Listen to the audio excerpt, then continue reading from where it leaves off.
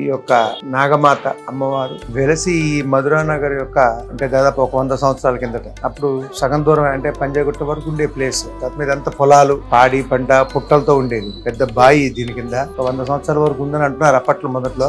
ఆ తర్వాత దీని కింద అంత బాయి ఉంటాం, ఇది పుట్ట అనుకుని ఉంటాం. బాయికి పుట్ట ఎట్లయితే అతుక్కొని ఉంటుందో ఆ పుట్ట ఆ ప్రకారం ఉండేదట అప్పట్లో. సరే, ఆ పొలంలో నీళ్లు, చెరువులో నీళ్ళన్నీ కూడా వచ్చి ఇందులో పడుతున్నాయి. బాయిలో కట్టలు, కాలువలు తెగొచ్చి అలా బాయి నిండిపోయి పుట్టలతో ఉండిపోయేది. వెనక పెద్ద రాగి చెట్టు, ఎప్పటి నుంచో ఉంటున్న అమ్మవారు, వెనక ఎదురుకు అమ్మవారు ఉండేది. ఇప్పుడు లోపల మీరు చూస్తున్న ఒక అమ్మవారు అక్కడదే వెనకుండేది. ఆ తర్వాత కాలక్రమేణా ఇలా ఇల్లు రావటం, ఆ పొలాలన్నీ కూడా అంతరించిపోయి చివరికి కాంక్రికేట్ జంగిల్ అయిపోయింది. ఆ తరుణంలో అప్పటికి పుట్ట ఒక్కటి ఇక్కడ ఒంటరిగా ఉంది. ఈ బాయి కూడా కొంచెం బాయి ఉన్నట్టుగా ఉంది. ఆ తర్వాత నేను చూసి పుట్ట ఏమైనా అయిపోద్దామని అనుకుని, అప్పట్లో వర్షాలు బాగా పడుతుంటే పుట్ట ఇంకా పైకి ఉండేది. మినిమం ఒక ఫ్లోర్ అంతా పుట్టు ఉండేది. అంత పుట్ట పాడైపోతుంది. అప్పటికే వర్షాలు వచ్చి పుట్ట అంతా కూలిపోతుంటాయి చెట్లతో.